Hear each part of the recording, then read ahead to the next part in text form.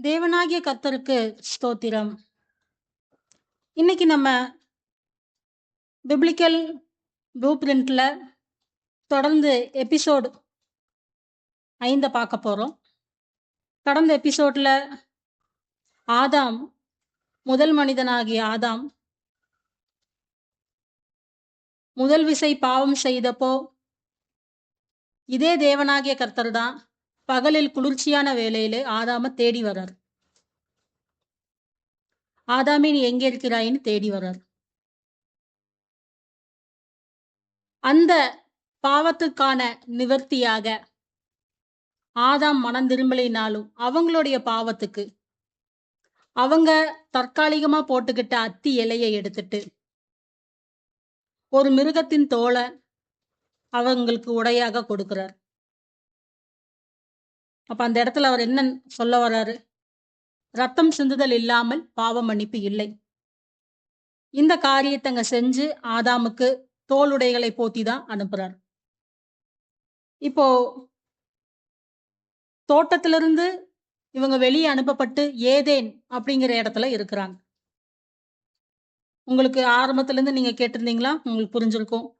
ஏதேன்கிறது அந்த முழு கண்டம். அதுல கிழக்குல தான் உங்களுக்கு தோட்டம் இருக்கு. இப்ப தோட்டம் தேவனுடைய சமூகம். கீழ்ப்படியாம போனப்போ ஆதாம இந்த தேவ சமூகமாகிய தோட்டத்திலிருந்து ஏதேன் அப்படிங்கிற இடத்துக்கு அவர் அனுப்புறார். இப்ப ஏதேன்ல இருக்கிற ஆதாம் தன் மனைவியாகிய ஏவாளை அறிந்து முதல் மகனை பெறாங்க. அதுவும் கர்த்தருடைய துணையில. இப்ப மனுஷன் மனம் திரும்பி கர்த்தருடைய சமூகத்துக்கு வரல. ஆனா கர்த்தர் அப்படி வராத மனுஷனையும் மீண்டும் மீண்டும் அவனை பண்படுத்தும்படி அவருடைய அன்பை புரிஞ்சுக்கத்தக்கதாக பாவம் செய்த மனுஷனையே தேடி தேடி வர்றார். தோட்டத்திலையும் தேடி வந்தாரு. இப்ப தோட்டத்துல இருந்து ஏதேனுக்கு வந்துட்டாங்க. அந்த இடத்துலயும் தேடி வர்றாரு. அவர் படைத்த முதல் ஸ்திரீயாகிய இந்த ஏவாளுக்கு பிரசவம் பார்க்கும்படிக்கு கர்த்தராலே ஒரு மனிதனை பெற்றேன். இப்ப கர்த்தர் படைத்த முதல் மனிதன் ஆதாம். அந்த ஆதாம் உங்களுக்கு தெரிந்திருக்கிறபடி கர்த்தருடைய வார்த்தையை கேட்டு நன்மையை மாத்திரம் புசித்தவர். அதுக்கப்புறம் ஸ்திரீயினுடைய பேச்ச கேட்டு நன்மை தீமை அறியத்தக்க கனியை புசிச்சார். சரி, இப்ப ஆதாமுக்கு நன்மை தீமை தெரிந்து நம்மை போல் ஒருவர் ஆனார் அப்படின்னு தான் தேவன் சொல்றார். இப்ப அவங்க ஏதேன்ல இருக்கிற ஆதாமுக்கும் ஏவாளுக்கும் நன்மை தீமை தெரியும். இப்போ ஏவாள் என்ன சொல்றாங்க? கர்த்தரால் ஒரு மனுஷனை பெற்றேன்னு சொல்றாங்க. எல்லா மனுஷனுக்கும் அவரு பாரபட்சம் இல்லாம சுயாதீனத்தை கொடுத்திருக்கிறார். எல்லாத்துக்குமே தன்னுடைய அன்பையும் கட்டளைகளையும் அவர் கற்பிக்கிறார். இப்ப முதலாவது காயின் பிறக்கிறான், முதல் பையன். அடுத்தது பின்பு அவனுடைய சகோதரனாகிய ஆபேலை பெற்றாள். இப்போ 2வது பையன் ஆபேல் வராங்க. இப்ப தோட்டத்துக்குள்ள நடந்த விஷயம் எல்லாமே இந்த 2 குமாரர்களுக்கும் அவருடைய தகப்பனாகிய ஆதாமும் சொல்லிக் கொடுக்கிறாரு. அவர்களுடைய தேவனாகிய கர்த்தரும் சொல்லிக் கொடுக்கிறாங்க. சோ எல்லா கட்டளைகளும் போதிக்கப்பட்டுதான் வளர்க்கப்படுறாங்க. இப்ப ஆபேல் என்ன ஆகுறாருன்னா ஆடுகளை மேய்க்கிறவன் ஆனான். காயின் நிலத்தை பயிரிடுகிறவன் ஆனான். 2ம் வெவ்வேறு தொழில்கள். சில நாள் சென்ற பின், அதாவது இப்ப அவங்க சின்ன குழந்தையிலிருந்து நடந்த காரியத்தெல்லாம் கேட்டு வளர்றாங்க. அவங்க வேலை செய்யற பருவம் வருது. அந்த பருவத்துல ஆபேல் மந்தை மேய்ப்பன் ஆகுறாரு. காயின் நிலத்தை பயிரிடுகிறவன் ஆகுறாரு. இப்ப இவங்களுடைய காணிக்கை செலுத்தும் நேரம் வருது. இப்ப காயின் நிலத்தின் கனிகளை கர்த்தருக்கு காணிக்கையாக கொண்டு வந்தான். நிலத்தின் கனிகள். இந்த நிலம் எப்பேற்பட்டது? அப்படிங்கிறத கண்டிப்பாக ஆதாமாகி அவருடைய தகப்பன் சொல்லிக் கொடுத்திருப்பார். ஏன்னா, நீங்க 3ஆம் அதிகாரத்துல நம்ம பார்த்தப்பவே, ஆதாமுக்கு அவர் சிட்சை குடுக்குறப்ப என்ன சொல்றாரு? "உன் நிமித்தம் பூமி சபிக்கப்பட்டிருக்கும்" அப்படின்னு சொல்றாரு. அப்ப நிலத்தின் கனிகளை நீ வேர்வை சிந்தி அதை புசிக்கும்படி இருக்கும் அப்படின்னு சொல்றாரு. அப்ப இது ஒரு சபிக்கப்பட்ட இடம். இந்த இடத்துல முளைக்கிற கனிகளை தான் காயின் காணிக்கையா கொண்டு வரார். இப்ப ஆபேலும் தன் மந்தையின் தலையீற்றுகளிலும் அவைகளின் கொழுமையானவைகளிலும் சிலவற்றை கொண்டு வந்தான். ஆபேலையும் அவன் காணிக்கையையும் கர்த்தர் அங்கீகரித்தார். ஏன் இந்த அங்கீகாரம்? இந்த நிலத்தின் கனிகளுக்கு கிடைக்காத ஒரு அங்கீகாரம் மந்தையின் தலையீற்றுகளுக்கு, சிறந்த தலையீற்றுகளுக்கு ஆபேல் கொடுத்தப்போ அந்த அங்கீகாரம் அவன் காணிக்கைகளுக்கும் ஆபேலுக்கும் கிடைத்தது. இதுக்கான பதில் எபிரேயர் 11ஆம் அதிகாரம் 4வது வசனம். விசுவாசத்தினாலே ஆபேல் காயினுடைய பலியிலும் மேன்மையான பலியை தேவனுக்கு செலுத்தினான். இதுதான் தேவன் ஆபேலுக்கு கொடுத்த அங்கீகாரம். இப்ப இந்த ஆபேல் என்ன விசுவசிச்சார்? காயின் என்ன விசுவசிக்கல? உங்களுக்கு முதல்லயே நான் சொல்லி இருக்கிறபடி தேவனுடைய உபதேசங்கள், தேவன் நமக்கு கொடுக்கிற எல்லாமே நன்மையானது. அந்த நன்மைக்கு ஆப்போசிட் தான் பிசாசினுடைய உபதேசம். உலகத்துக்குரியது, மாம்சத்துக்குரியது. தேவன் கொடுத்த நன்மையானவற்றை கீழ்ப்படியாம இருக்கிறதுக்காக தான் பிசாசு உபதேசம் கொடுக்குறான். அது தீமை. இப்ப தன்னுடைய தகப்பனாகிய ஆதாம் தவறு செய்தப்போ அந்த தவறை ஆதாமுடைய மீறுதலை, பாவத்தை ஒரு ஆட்டுக்குட்டியின் இரத்தத்தை கொண்டு அவர் அதை சரி செய்கிறார். அந்த இடத்துல உங்களுக்கு மிருகன் போட்டிருக்குது. ஆனா ஆபேல் பலி கொடுக்கிறப்போ உங்களுக்கு ஊர்ஜிதமாகுது அது ஆட்டுக்குட்டி தான். அப்போ ரத்தம் சிந்துதல் இல்லாமல் பாவ மன்னிப்பு இல்லை. இந்த பிரமாணத்துக்குள்ள ஆதாம் ஏவாள் வந்தாச்சு. இதெல்லாம் நியாய பிரமாணம் வர்றதுக்கு முன்னாடி வந்தாச்சு. நீங்க பாவம் செஞ்சீங்கன்னா உங்க பாவத்துக்கான நிவர்த்தி என்னன்னா ஒரு ஆட்டுக்குட்டிய பலி கொடுக்கறது, ரத்தம் சிந்தனங்க. இதுதான் பிரமாணம். இது தேவன் கற்பித்த நன்மையான கட்டளை. இப்ப இந்த கட்டளைய 2ஆம் மகனாகிய ஆபேல் விசுவசிக்கிறாரு. முதல் மகனாகிய காயின் விசுவசிக்கல. இப்ப கட்டளைய ஒன்னும் ஆதாம் செய்ய சொல்லல, கர்த்தரே அதை சொல்றார். அவன் விசுவாசத்தினாலே மேன்மையை பெற்றான்னு சொல்லி ஆபேலை குறிச்சு சொல்றார். இங்க காயினை குறிச்சு என்ன சொல்றார்? காயினையும் அவன் காணிக்கையையும் அவர் அங்கீகரிக்கவில்லை.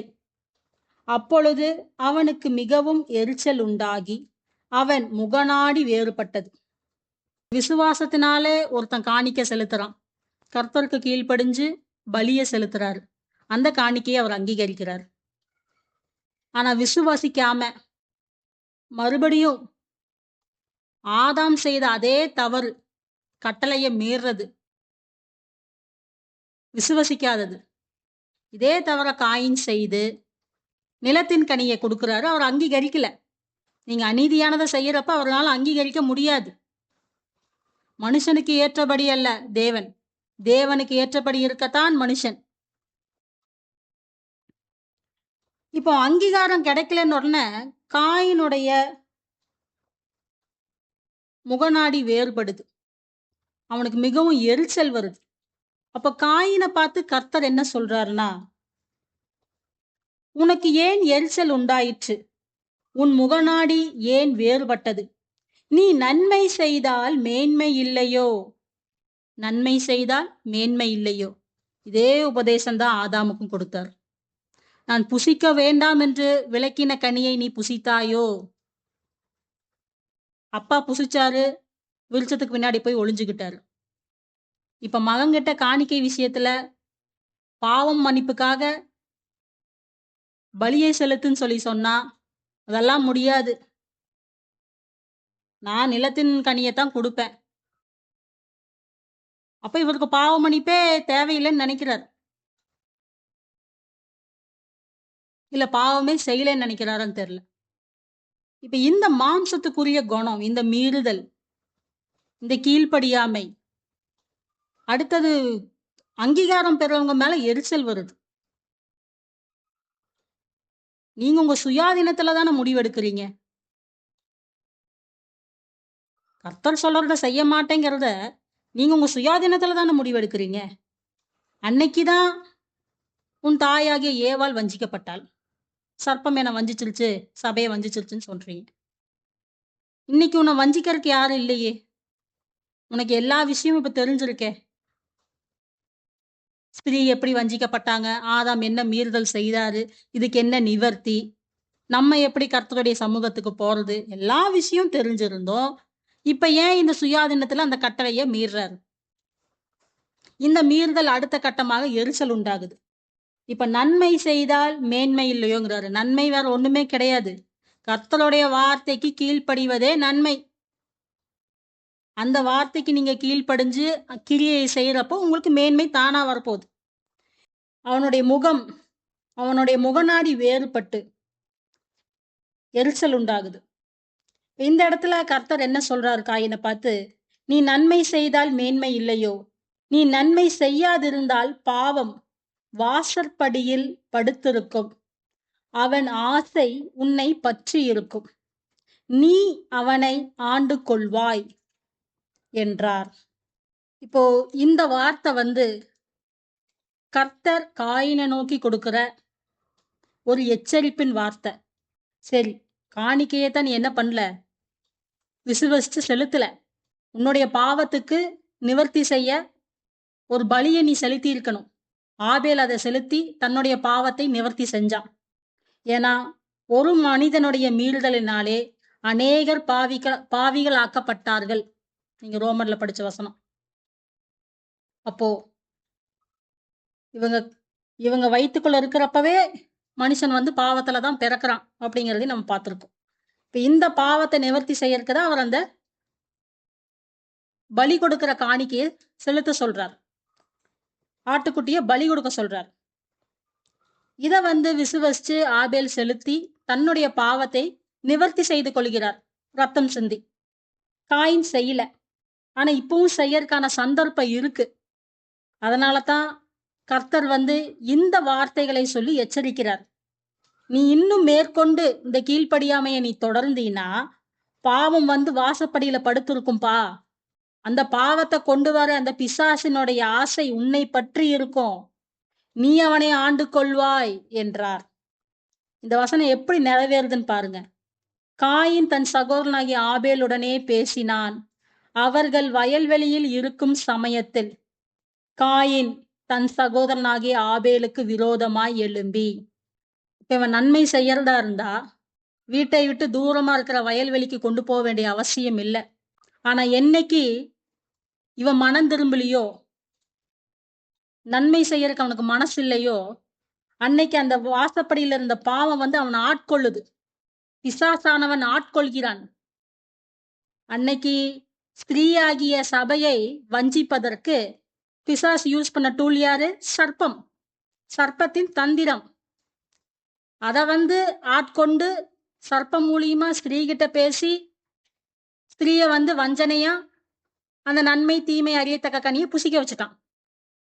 இன்னைக்கு கர்த்தர் இவ்வளோ தூரம் காயினுக்கு அட்வைஸ் பண்ணியும் எச்சரிப்பு கொடுத்தும் திருப்பியும் துணிகரமா காயின் தன்னுடைய சுயாதீனத்துல செய்யறப்போ இந்த வாசப்படியில் இருக்கிற பாவமாகிய பிசாசு ஆளுகை இவனை ஆட்கொள்கிறது. கீழ்ப்படிந்த தன்னுடைய சகோதரனை கொலை செய்ய வேண்டும் அப்படிங்கிறது காயினுடைய நோக்கம் இல்ல. பிசாசினுடைய திட்டம். பிசாசினுடைய ஒரே திட்டம் என்னங்க? இந்த மனுஷனை அவர் படைச்சதுக்கு காரணமே, உன்னை விட இந்த அற்பமான மாம்சத்துல இருக்கிற இந்த மனுஷன் தேவனாகிய கர்த்தருக்கு கீழ்ப்படிஞ்சு அவரை அன்பு செலுத்துவான். அவர் கொடுக்கிற கிரியைகளை அவன் செஞ்சு நிறைவேற்றுவான். அவனை கொண்டு போய் தேவனாகிய கர்த்தர் என்ன பண்ணுவாரு? ஸ்தானத்துல அவரை வைப்பார். இதுதான் போட்டியே. அப்ப இவனுக்கு இருக்கிற வேலை என்னன்னா, இந்த மனுஷனை எப்படியாவது எந்தாவது செய்து கர்த்தருடைய வார்த்தைக்கு கீழ்ப்படியாம பண்ணணும். சரி, அப்படியே அதை மீறி அவன் கீழ்ப்படிஞ்சிட்டானா அவனைய இவன் கொலை செய்யணும். இதுதான் பிசாசு தேவனுடைய வார்த்தையை கீழ்ப்படியாம வெளியே வந்தவங்களை ஆட்கொண்டு செய்ய வைக்கிற காரியம். நல்லா புரிஞ்சுக்கங்க, நல்லா புரிஞ்சுக்கங்க. இங்க நீங்க ஆச்சரியமா பாக்கறதக்க இன்னைக்கு எல்லாரும் பேசலாம். எங்களுடைய முதல் வீடியோல போட்டப்போ பிரிவினை பற்றி பேசியிருப்போம். அநேக வீடியோக்கள்ல பிரிவினை பற்றி பேசியிருப்போம். குடும்பத்தை விட்டு பிரிஞ்சிருங்க, கீழ்ப்படியாதவங்களை விட்டு பிரிஞ்சிருங்கன்னு. இந்த பிரிவினைய கர்த்தரே கொண்டு வந்தாருன்னு ஆதியாகமம் தொடக்கத்திலேயே நாங்க சொன்னோம். எதுக்கு ஆவியானவர் உங்களுக்கு இந்த வெளிப்பாடுகள் எல்லாம் சொல்ல வைக்கிறாருன்னா, கீழ்ப்படியாதவனை வச்சுதான், அவனுடைய திட்டத்தை வச்சுதான் இந்த பிசாசு அவனை ஒரு சரீரமாக யூஸ் பண்ணி கீழ்ப்படிஞ்சவனை கொலை செய்வான்.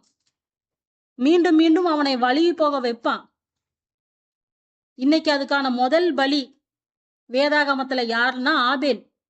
ஆபேல காயின் கொலை செய்ததுக்கு ஒரே காரணம் என்னங்க? அவர் கீழ்ப்படிஞ்சாரு. வேற ஒரு காரணமும் இல்ல. யாருக்கும் அவர் எந்த துரோகமும் பண்ணல. சகோதரனுக்கு விரோதமாக எதுவுமே செய்யல. கர்த்தருக்கு கீழ்ப்படிஞ்சாருங்கிற ஒரே காரணத்துக்காக காயினுக்குள்ள பிசாசு புகுந்து அவனை ஆட்கொண்டு இந்த கொலைய செய்ய வைக்கிறான். தன்னுடைய சொந்த சகோதரன் கையிலே செய்ய வைக்கிறான். இன்னைக்கு குடும்பங்களை பிரிஞ்சிருக்க சொன்னா உங்களுக்கு வலிக்குது. அன்னைக்கு கர்த்தர் படைச்ச முதல் குடும்பமாச்சே. ஒருத்தன் கீழ்ப்படுகிறான், ஒருத்தன் கீழ்ப்படியல. அப்ப எவ்வளவு வலிச்சிருக்கும். இதெல்லாம் இந்த ப்ளூ பிரிண்ட் எல்லாமே வரும் காரியங்களுக்கு செயல் திட்டமாக இருக்கிறது. இப்படித்தான் நடக்கும். கீழ்ப்படுகிற எல்லா கர்த்தருடைய பிள்ளைகளுக்கும் இப்படித்தான் நடக்குங்கிறதுக்கு இது ஒரு செயல் திட்டம். அன்னைக்கு ஆபேலுக்கு மட்டும் இல்ல, இன்னைக்கு கீழ்ப்படுகிற எல்லாத்துக்குமே.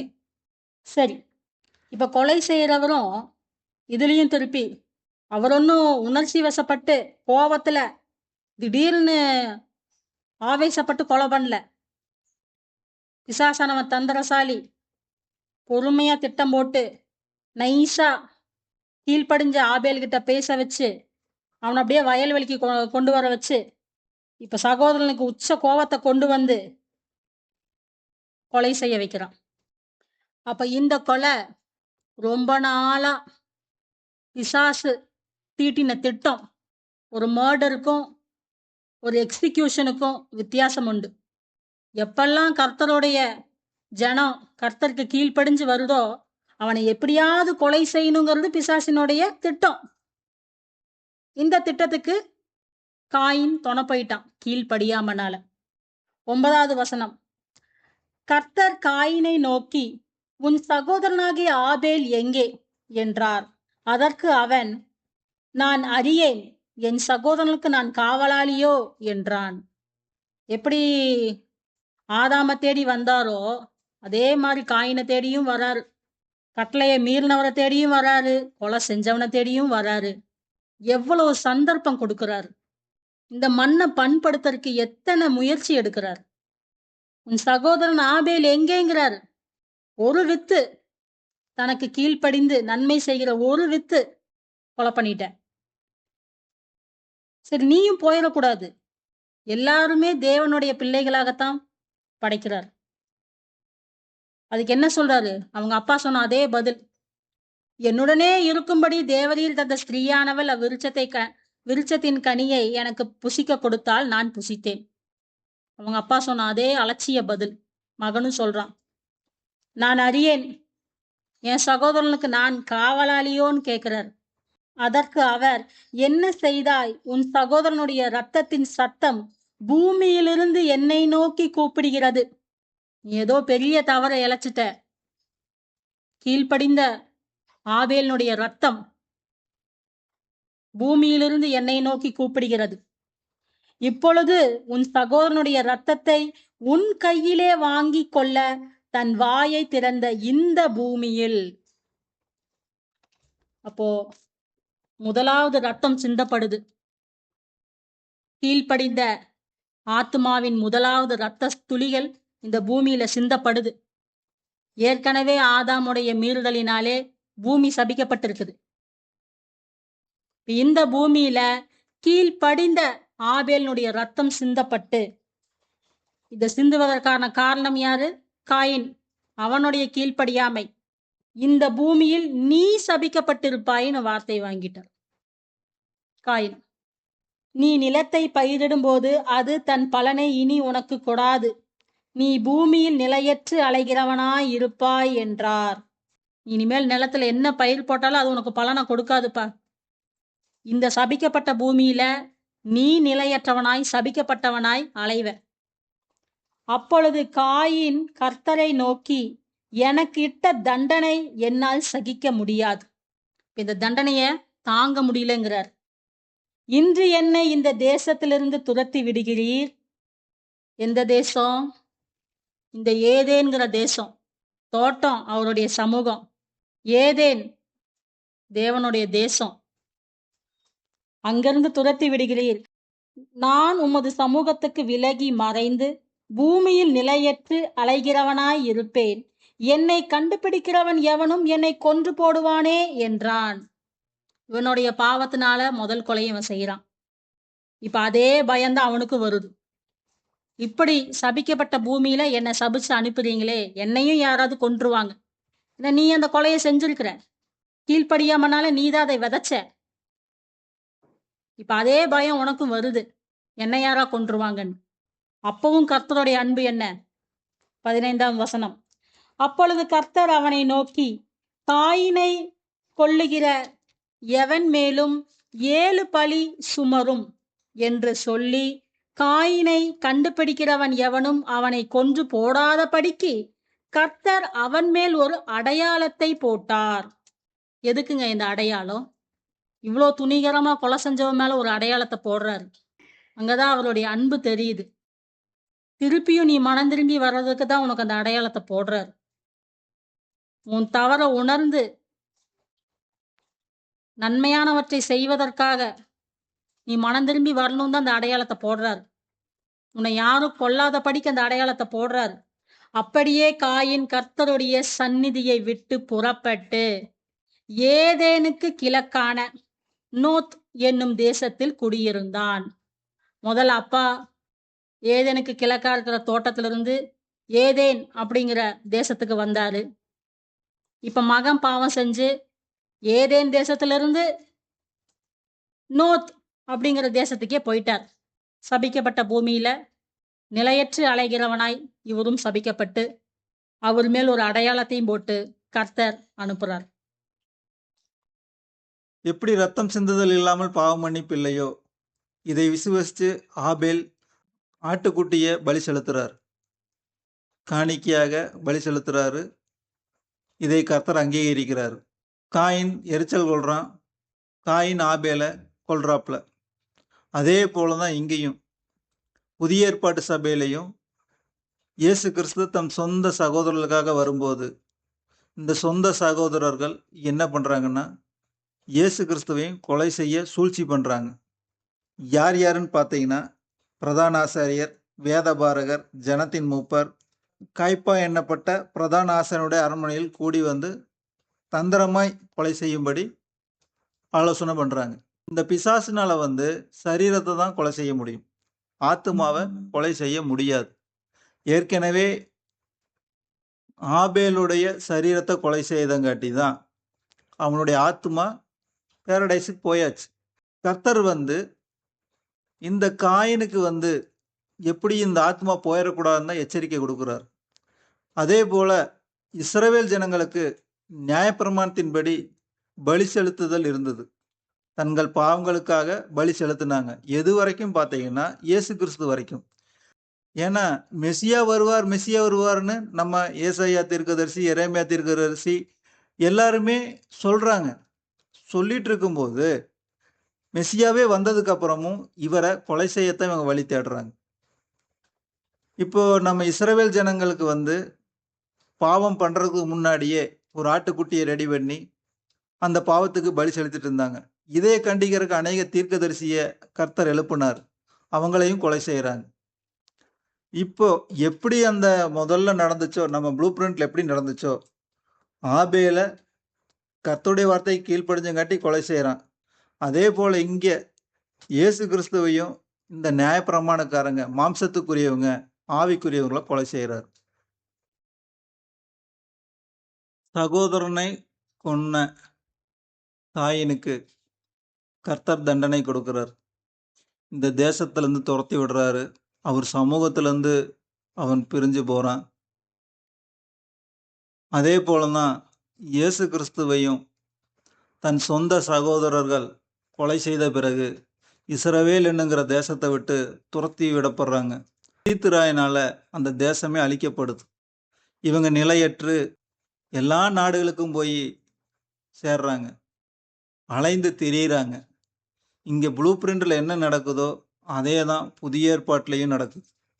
இப்ப கடைசி காலத்துல அவங்க வந்து இஸ்ரவேல் என்கிற தேசத்துல ஒன்று சேர்ந்திருக்காங்க. 17வது வசனத்துல இருந்து நம்ம அடுத்த எபிசோடுல பார்ப்போம். கர்த்தருடைய ஊழியக்காரன் தேவனின் நாமம் மகிமைப்பட.